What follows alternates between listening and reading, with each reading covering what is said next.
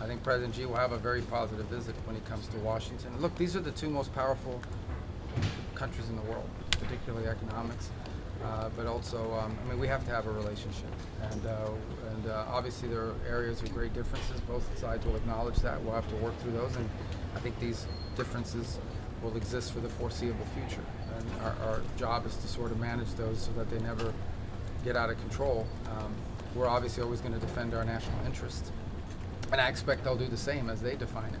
But I think there are some areas of potential cooperation. So the work we need to do now in September is to identify what those areas are so that we can lay the groundwork for a very positive visit to Washington and in September. And so we talked a lot about that. Is there disagreement on election interference? We didn't discuss that topic. Mr. Secretary, are China and Russia giving targeting information to Iran? These last few attacks have been very devastating to U.S. troops. Look, all I would say is that anytime you're in a combat zone like that, there's danger associated with it. I mean, at the end, this actually proves the point that this is what Iran has been investing its money in for the last 20 years. But are China and Russia giving targeting information? I'm not going to discuss that, other than to say that nothing that's happened, nothing that China has done has in any way changed the trajectory of what you're seeing in terms of the conflicts we're having with Iran. And in fact, in some cases, they've actually been quite cooperative. With regards to what they potentially could have done but didn't do. I think the Chinese, and I'll let them tell you, but I don't think they're big fans of what Iran is trying to do in the Straits. In fact, they've said so publicly that they oppose tolling or any sort of restraint on freedom of navigation in the Straits. And we hope they'll continue to say that, and it's important that other countries say that as well. President Trump was asked a similar question. I'd like to pose it to you. Is the U.S. strategy to strike Iran into submission? And why do you think Iran is not giving in right now? After the United States is, Iran's in a lot of trouble. I mean, at the end of the day, they obviously don't have a free press that reports on for example, you guys will report on, the impact it's having on the U.S. economy and gas prices and this, that. They don't have that in Iran. But I can tell you, they're facing hyperinflation, runaway inflation, high food costs. These were all pre-existing. They've all gotten worse. They've suffered a tremendous amount of damage to their military infrastructure, but they've also spent 20 years taking every penny they have and not spending it on their country. They spent it on sponsoring terrorist groups and building up their missiles and their drone systems. And this is what you're seeing them use now, which is greatly diminished, is exactly the conventional shield that they were going to hide behind to pursue a nuclear program and challenge the world to do anything about it. Or face the wrath of what they were doing. A year from now, Iran would have had so many missiles and drones that they would have been behind a conventional shield that would have given them immunity to do whatever they wanted. So right now, however, I can just say here's what's happening. It's pretty straightforward. Ships are trying to go through the Straits and they're getting blown up. Commercial ships are going through the Straits and they're being blown up. The United States is defending that shipping, and in addition is targeting the places that are launching against those ships to continue to degrade Iran's ability to target and harm global shipping. So that's what's happening here, and that's what we're focused on. You mentioned this morning that Iran isn't keeping its commitment. So even if MOU is revived, what can be done to yield different results? Well, look, all these things are compliance-based, right? I mean, if you make a deal, if you sign on to an agreement and then you violate the agreement's no longer valid. That doesn't mean you can't have a future agreement, but ultimately that future agreement will have to be judged on whether or not you're complying with the conditions. And that deal called for the opening of the Straits, free and fair navigation. In fact, they were supposed to put out a statement to that regard a week and a half ago. And instead, on the day they were supposed to put out that statement, instead of doing that, they targeted and blew up or hit a ship. So we remain open to diplomacy. We remain open to working it out in a negotiated way. But right now, they don't seem to be serious about that. And so we're going to continue to protect shipping. We think other countries should join us in that endeavor. We don't need them to, but they should, because they're more impacted by it than we are. And at the same time, we are going to, when the opportunity presents itself, degrade their ability to target global shipping. China's been sending its Coast Guard in. China's been sending its Coast Guard in toward Taiwan, doing patrols near Taiwan.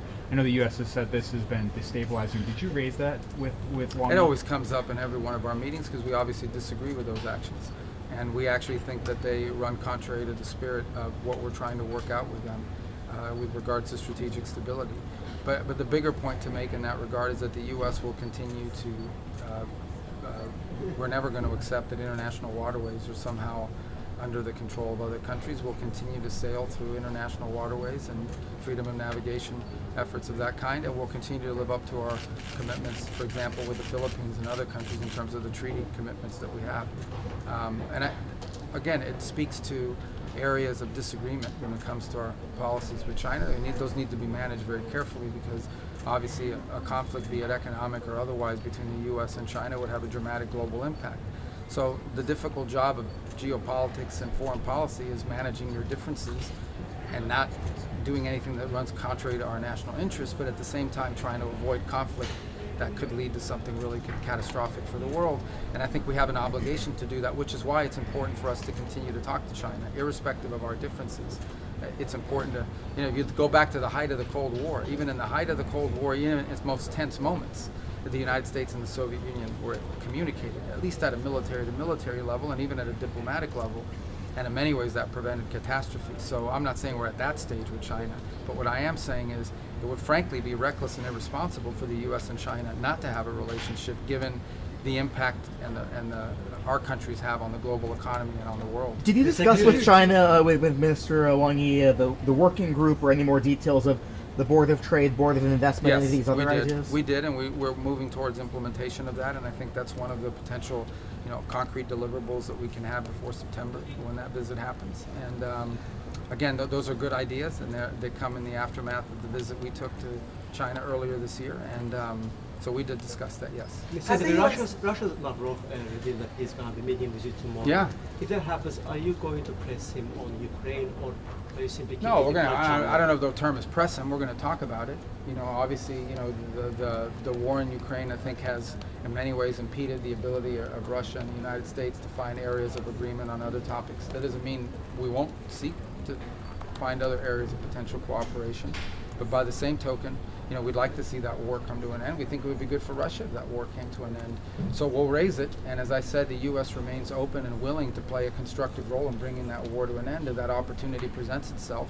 And it might, we're open to it, to playing that role, because we think right now, and I think the Russians would agree, we're probably the only country in the world that can play that role in trying to bring that to an end. What kind of role is the U.S. playing right now in doing that? I mean, there's still some kind of quiet talks going on, or outreach by? Well, I think that you've seen kind of fall off a little bit over the last few months. Perhaps there are now new conditions in place that will allow that conversation to happen. It's one of the things we'll explore tomorrow in our conversation. I saw the Foreign Minister Lavrov last night briefly. We didn't talk about any of this, but I saw him last night when he arrived at the opening dinner, and we'll talk more tomorrow.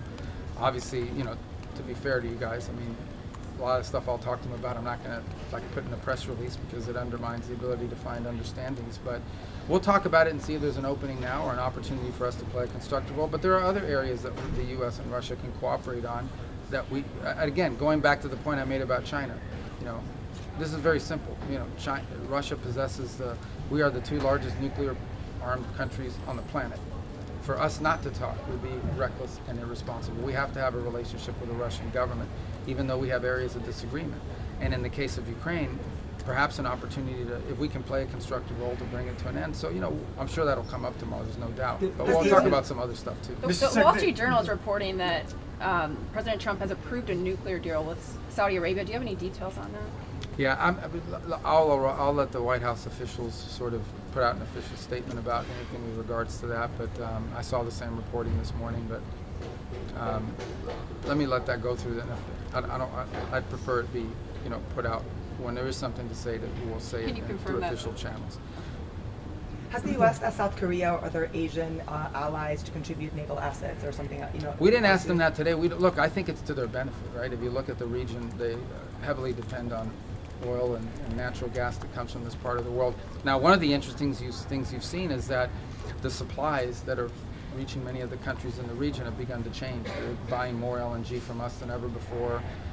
They're also buying more oil from us than ever before. So I think some of the changes you have seen and where people are getting their energy are going to be permanent after what you've seen here. But nonetheless, the Straits remain an important source of energy for many of the countries in this region. It's about 20% of the global oil that's purchased. So I think we think it'd be to their benefit to participate in But you an didn't make effort. that ask today in these conversations? We didn't ask directly today, but we've had those conversations with them in the past. Every country has different restrictions on what they need to do in order to authorize that. Some have to get legislative approval.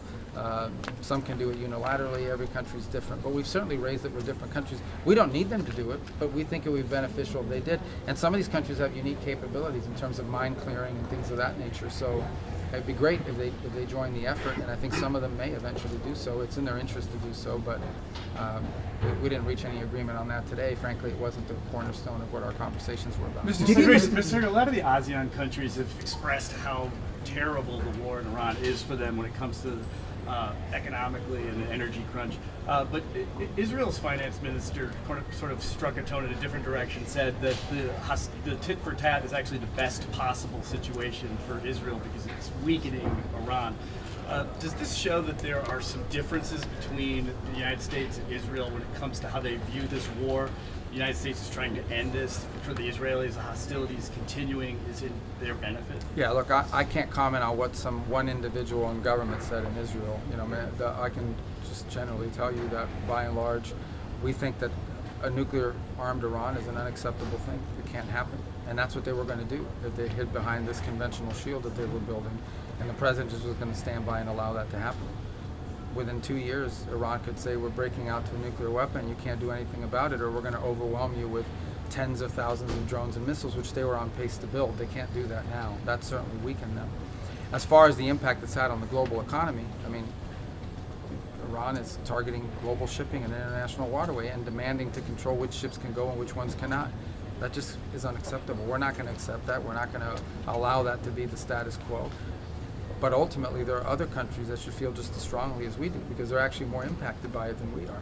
Did you discuss with Minister Jai Shankar, did he raise at all any concern by India about the tariffs announced by the president on generic drug makers? A lot of Americans buy their generic drugs from Indian companies that import. Is that something that came up in your discussions at all? I mean, not with me. I mean, we didn't get into depth on pharmaceuticals today. Obviously, I would expect them to be concerned about it, but they didn't raise it today. But they might have with others in our system because we obviously deal with the Indians. We're very close to them. So. Mr. Secretary, you and the president have been very blunt in your anti-communist language recently. You put out that recent report on Cuba. Don't you think it's inconsistent in that you haven't addressed the same issues with China? They're the largest communist party in the world, 100 million. Yeah, but our issues with communist interference inside of our country. Like, that report was about what these different elements do to interfere in our country and to undermine our foreign policy. But the president recently talked about Chinese election interference in the U.S., and as we know, there are many other ways in which China has influence within the U.S. Well, again, what the president put out on Thursday, that was a declassification of documents from our intelligence community. That's what he put out. He declassified intelligence assessments from our intelligence community. But your question was about communist influence. Yeah, the United States doesn't want to be a communist country. We're never going to be a communist country, and we're not going to allow communist influences to undermine our politics or our society. So I don't know what the inconsistency you're referring to is. It's very clear. Obviously we understand the Chinese system and other systems, but I can tell you our system doesn't want communism, and we're certainly not going to allow communist efforts to undermine American society and drive wedges into our country, and that's what we're seeing. And by the way, one of the leading culprits of that for many years, the intellectual authors of particularly in our hemisphere, is the Cuban regime, which our report on Monday outlined. Are Cubans having a bigger impact than the Chinese? Did you express concern regarding the clash between China and the Philippines in the South China Sea? Did we discuss it with? Clash between China and the Philippines in the South China Sea. Oh yeah, it's been a high-profile issue. We've all seen it, and it's sort of an escalatory thing that we think is very negative, and benefits no one. And obviously, we've reiterated in every meeting we've had that the U.S. has a treaty arrangement with the Philippines. I believe we're the only treaty partner the Philippines has. We intend to live up to our treaty obligations, and I think we've done so, and will continue to do so. With signs of escalation, how difficult is it to inspire confidence at these meetings, such as the ones you've had today, that the U.S. can bring a quick end to the war in Iran? I'm sorry, what was the? Is it difficult to inspire confidence that the U.S. can swiftly and effectively end the war? No, with I Iran think at these everybody here meetings? understands that the U.S. would love to reach a diplomatic settlement. We'd love to reach an agreement if it were possible with Iran that would ensure they never have a nuclear weapon and obviously help stop them. And we'd love to have an agreement where they say we'll no longer sponsor terrorism and we will not pursue a nuclear weapon or the things you need for a nuclear weapon. I think if there's a lack of confidence, is the lack of confidence that the Iranian regime will ever agree to any of those things. That would be the lack of confidence. And the bigger lack of confidence should be that they've already made commitments very recently in a memorandum of understanding and within 2 weeks have violated it. So I think if there's any undermining of confidence, it's confidence that the Iranian system, as it currently is structured, can reach an agreement. And so you wonder whether they're serious about an agreement in the short term. But look, the president always prefers to negotiate and reach a deal on these things. And we're willing to do that. We've tried to do that now for a year and a half, but we're also not going to sit by and let ships be blown up or Americans be attacked. Do you see any hope for a If compromise? Iran refuses to negotiate seriously, Who's this? if Iran refuses to negotiate Iran? seriously, Yeah. what is the next step? So more sanctions, more military actions? Are you prepared for long-term confrontation? Well, the president has many options available to him if they continue to insist on not being cooperative, and I won't get ahead of the president on any of those, but I think Iran knows we have many options as well. The president suggested that Iran should be added to Russia's Sanctions Act. Is this kind of acknowledgement of Moscow-Tehran growing alliance? Of what now? Are you guys acknowledging this growing alliance between the two? Because you're suggesting to add Iran to Russia's Sanctions Act. Oh, I just think the president views as a legislative vehicle that's going to pass in Congress and provides him more authorities to impose higher economic costs on Iran if it's necessary to do so. So I don't think it has. I think it's just a bill that's moving, and it's a sanctions bill, and so it makes sense if you're going to add additional sanctions to do it to that bill. On Cuba, is the goal still creating regime change through economic collapse, or is the military option? I think the goal is to have a Cuba where the people of Cuba can experience prosperity, safety, security, and a better life moving forward. The way Cubans are able to do all over the world when they leave Cuba, and we're prepared to be very realistic about how you do that, and patient about how you get in a serious process that leads to that. And we've engaged them from time to time in that regard, and they know where we stand on that issue, and hopefully that's where it arrives. The fundamental problem Cuba has right now is two things. Number one is their economic system doesn't work because that economic system doesn't exist anywhere else in the world. It's completely backwards. It just doesn't work, and that's why people have to leave that country. And number two, they're no longer getting free oil from Venezuela. That's their biggest problem. They're not getting free oil from Venezuela, which, by the way, they weren't using for their power grid. They were taking about 60% of the free oil they were getting from Venezuela and reselling it for cash. So the biggest problem Cuba has is that their regime is a disaster. Their economic model doesn't work, and the people who run the country don't know what the hell they're doing. And all they're most interested in is holding on to power. They are afraid of economic prosperity because they are afraid that economic prosperity and economic liberties they will lose control over people. And that's always been the struggle they faced in recent times. But again, look, just today, we began shipping over $100 million of humanitarian assistance to Cuba, which will be distributed by non-governmental entities on the ground. So, we're willing to engage with them. We've engaged with them in the past. We'll keep talking to them about the kind of changes they can make. But this is 90 miles from our shores. This is a government that has spent, a regime that has spent the better part of 30, 40, 50 years destabilizing the region and the movements that they've supported. And they've lost, 10 to 15% of their population since 2021 because of how mismanaged the country is. We want it to have a better future, and we're prepared to do things that help them get there. But they have to decide they want to do that. The people that are in charge there right now just don't want to do it. It's Several people in the Recess administration were China's been doing talking on about fentanyl. how they expected just to follow up, to see regime change or to see big changes in Cuba, economic, political, by the end of this year. That's what a lot of them were saying. Who's a lot of them? Who was saying that? People within the administration who work on this issue. Like they who? weren't. Because I work on this issue more than anybody else. They weren't predicting it, but there was an expectation that Cuba was so weak. No, look, that guys. it was This global affairs are not like. We're not a mini-series. Like you get in 3 episodes and it's over. I mean, global affairs are difficult. You're talking about a system that's been in place, since 1959. You're talking about a country that suffered tremendously because of poor leadership and a bad economic model. You're talking about a regime that survived all these years because they had a foreign sponsor, be it the Soviet Union or Hugo Chavez. They don't have that anymore. So,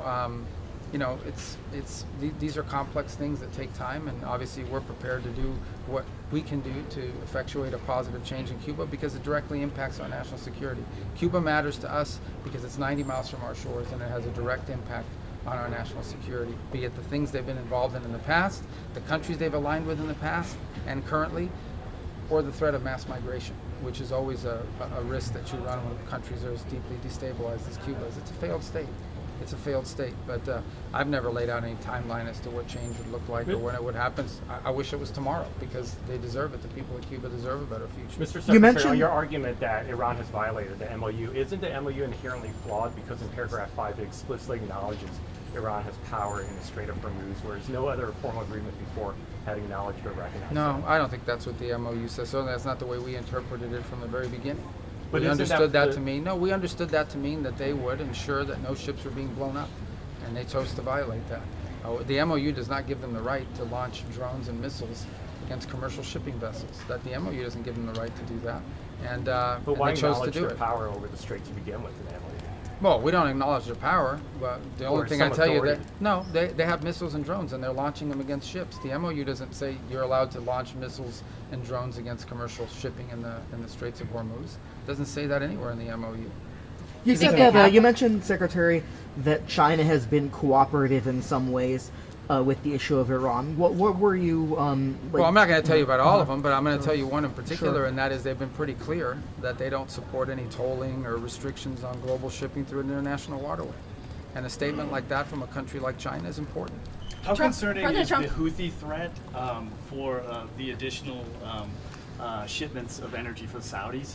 Are you worried that that could have a... Well, the Houthis have done that in the past, as you know. They've threatened global shipping there in the past. And, again, anything that restricts shipping through the Red Sea would be problematic for the same reasons that the Strait of Hormuz is problematic. So we're watching that closely, that situation. We've been engaged with the Saudis on a number of times over the last week in regards to that threat. It's not a new threat, but it's one that's manifested itself in the past. But at the gist of that issue is the fact that, again, Iran is in the middle of it. Talking about the troublemaker in the region, it's Iran. They decided to send direct flights from Tehran into Yemen, carrying IRGC elements and others into the country. And the Saudis responded to it. And that's what's led to the situation we're now facing. We hope it can be de-escalated. Obviously we're not particularly close to the Houthis, in terms of being able to influence the decisions they make.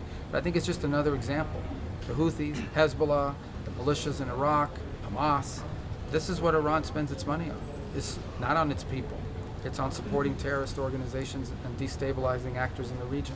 You Are mentioned you a couple satisfied times with what that China's other done? countries should join the U.S. to protect shipping in the strait. Yeah, Have you 'cause gotten it's any their offers? shipping. Have you gotten Yeah, any we've had offers? conversations. There are countries that have expressed interest. Again, some of them have different ways they have to get there in terms of how it's authorized. Some need an international flag. They need to do it under the mandate of an international organization. Some need to go through the legislative process. But the reason why I mentioned it to you is because if you look at where that oil and you look at where that energy is destined, it's not to the United States. It's to other countries. And so, plus I think every country in the world has an interest in protecting the right of shipping in international waters and freedom of navigation. I know you don't want to get into the details on the Saudi civilian nuclear agreement, but just most broadly, for people who have non-proliferation concerns, for people who listen to U.S. rhetoric about how dangerous it would be for another country to get a nuclear weapon, doesn't having a less than gold standard agreement in the Middle East run a risk? Well, I'm not going to opine directly on that agreement. We're going to put out, even when the moment is appropriate, we'll put out that in writing. We have to do it with Congress anyways, so we'll certainly do it publicly. But suffice it to say, the U.S. is not going to reach any agreement with any country in the world that leads to the risk of proliferation. Did you discuss non-proliferation in the meeting with the Chinese, or will you be bringing that up with Mr. Lavrov tomorrow? On nuclear? Yeah, just the Well, we didn't president's talk talk about it this restarting time. We've talks. talked about it in the past, and I think the president's point, and he's right, is in the modern era, if we're going to have a nuclear arms restriction talks and arms control talks, it has to include the Chinese side because they're rapidly building their own nuclear capabilities. I would imagine the Chinese will argue that once they catch up to the U.S. and Russia, then they'll enter these negotiations. But until then, I think that's been their historic argument in the past. But I think the president rightly points out that in the 21st century, if you're going to have true arms control, it has to be tri-party. It has to be the U.S., Russia, but also China.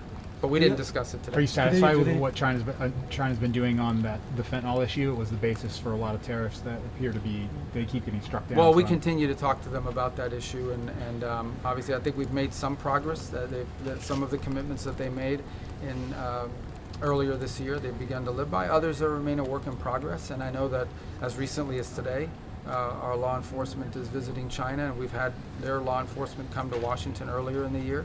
So we remain engaged with them, and ultimately we think in the long term this poses a threat to China as well. So I would hope that they would have an interest in being cooperative, because in the end these same elements that are shipping fentanyl precursors all over the world will eventually do the same if they're not doing it already inside of China and their neighboring countries. So it's a work in progress, but I think we've made some progress on that front, but not entirely where we need to be.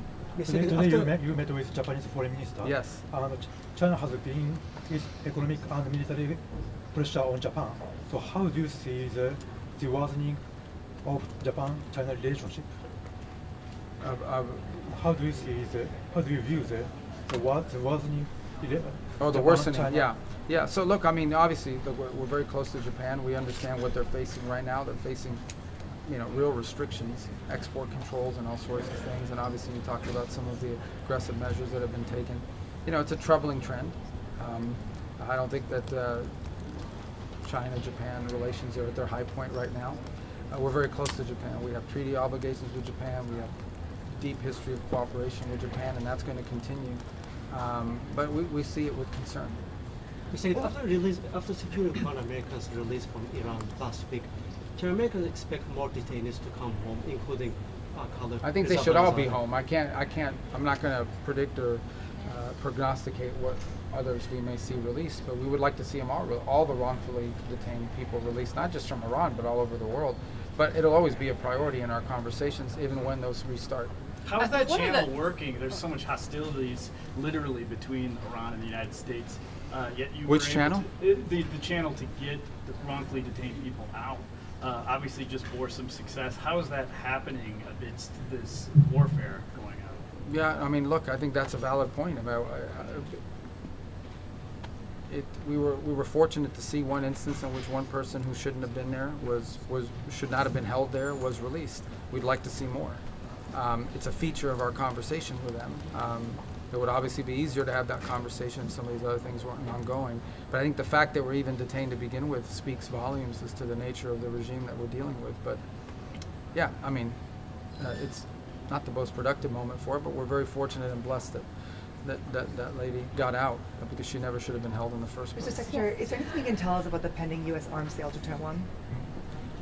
I'm sorry? Well, there was one late last year, and the other one continues to be under review. As I said, we had the largest single sale ever in December. So it's not like nothing has happened, but since then, there's a second pending sale that's been notified to Congress, but it's still undergoing a review internally. Why is that under review? Your State Department. Well, there's a lot of sent it to reasons. Congress. I know, Congress but there's a approved lot of it reasons why informally. arms are under review, and that includes, we have to look at our own stockpiles. We have to look at the availability of whatever it is we're promising to do. As you know, there's a huge effort on our part to restart our defense industrial base and restart its ability to produce. People ask this all the time. I mean, we've made very extensive sales and have continued to make sales, for example, to Ukraine. And before that, we gave them to Ukraine. So all these things have an impact, and we do have our own domestic needs that have to be balanced with whatever commitments we make to other countries. So it would be normal for a large sale to be reviewed in that context. One of the US Tate trying brothers to lawyers mentioned you by name. I know Who? one of the Tate brothers lawyers mentioned you by name. Do you plan to get involved with the extradition challenge that they have been appealing Mention to? me by name? Yes. Oh. Yeah. No, look, that extraditions, I don't know the details of this particular case. I've been overseas, but I mean, I know who you're talking about. I just don't know the details of it. These cases have a process that they go through in the courts. My understanding is that they're involved in that judicial process. And so that'll play itself out at this point. And there's no role for us to play at this moment, or maybe ever, in that regard. But I'm not going to opine on something that's still working through a legal process. Can you tell us a little bit about your strategy for the National Security Council? Hold on. Go ahead. Is the U.S. trying to get Syria involved in fighting Hezbollah, as the president has suggested? Well, the Syrian authorities are not big fans of Hezbollah. But what we've encouraged Syria to do is to focus on its own internal challenges that it has in sort of building a nation state. They still face pretty substantial challenges and threats from within. I mean, ISIS remains a threat there. There are other areas of cooperation. As you know, we've removed them from the list of state sponsors of terrorism, which we hope will lead to the sort of economic revival that the country desperately needs. Syria is a country that has a history of different communities for many, many years living alongside one another in peace. Sunni, Shia, Christian. I mean, it's a country, the Kurds, and but they have a huge project on their hands in that regard, and so we've encouraged them to focus on that. But we understand the threat that Hezbollah. I mean, Hezbollah is an enemy of this new government in Syria, and they, in many ways, will seek to undermine that government over time. And one of the best things Syria can do to secure its future is to secure their border with Lebanon, so that we don't have weapons and arms coming back and forth across that border, and in an effort to destabilize Syria. What were you asking? Mr. Secretary, you know, many national security advisors have put their stamp on the NSC bureaucracy, Scowcroft model, large models in the Obama administration. How do you want to be remembered for the stamp that you're putting on this? Are you streamlining things? The NSC works for the president, and so the stamp we want to have is the stamp any NSC director should have. It's not my stamp. The NSC is there to serve the president, and each president will have different requirements for what they want the NSC's role to be. And so, to the extent I want a legacy with regards to the NSC, it is an NSC that was responsive to the needs of this particular administration and this president's style of leadership. He's very hands-on, he's very involved, and our job at the NSC is to coordinate the interagency to execute on the president's policies. And that's how I view the NSC. That's the way it should always be.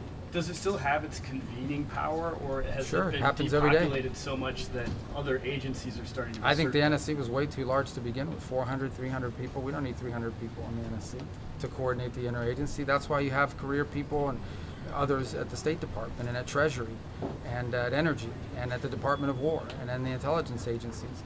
And the job of the NSC is to coordinate the interagency so that it's executing on the president's foreign policy and developing options through the interagency. So the expertise should reside in the different agencies of government now. And the NSC's job is simply to be the coordinator of that effort, to deliver on the president's intent, either to present the president options or to execute on the president's directive. That's what the NSC is doing, and I think quite successfully. You don't need a large bureaucracy to do that. There are Americans in China that have been wrongfully detained, Chen Yolin and Min Zin. Did you raise those today? Well, we always raise the case of Americans, and we do so outside of these meetings as well. And we do so through the embassy. We do it through multiple engagements. Do you expect that China should release them ahead of or as part of the meeting? Well, we want them to. I won't precondition the meeting in September other than to say that we raise these issues every time, and we raise it not just, I mean, we raise it all the time. I mean, we raise it through the embassy, we raise it through every engagement we have. Those are always a priority, and we've had good news in the past and hope to have some good news in the future. Secretary, Min Zin is wrongfully detained. He mentioned Min Zin, but who? Min Zin, who was arrested right after the summit, right after the Trump Xi summit. Scientist? No, not the scientist. He was a researcher. Yeah, the researcher geologist. Not geologist. He was researching Myanmar, and he was arrested in Yunnan province. But has he been classified as wrongfully detained by the State Department? I don't believe so yet. Okay. But again, we have a process we go through to make those determinations. That doesn't mean he won't be. That process has to work its way through. What's the overall approach, Secretary, to Myanmar and to potentially re-engaging with the junta there or cooperating on issues like rare earths? What's the position or the approach of the Trump administration towards Myanmar and re-engagement with the government there? Yeah, no. Well, I don't have any announcement for you on that today. It's a policy that we're still developing in many ways. Obviously, there's some conditions that have been shifting with regards to Myanmar or Burma over the last few months that we're keeping an eye on and see if there's opportunities to engage. Obviously, we still have many concerns about some of the things that have happened in that country historically and in the past. And there also remains the question of how receptive and open they are to a different relationship with the United States as well. So these things are still being worked on, but I don't have any announcement on that today other than, they were here and they were present today. And I'm glad they were here, and I said that in our forum. But it's not a place we have a long history of engagement in recent times. So if an opportunity presents itself to do something that serves our national interest, we'll explore it. But there's still some work to be done in that regard. And just okay, quickly, guys, can you confirm thanks. that the White House will be announcing a nuclear deal with Saudi Arabia today? I don't have any news for you on that today, but maybe later today, once Washington wakes up, or if there is an announcement, I promise you'll know about it. Okay? Thank you. That way.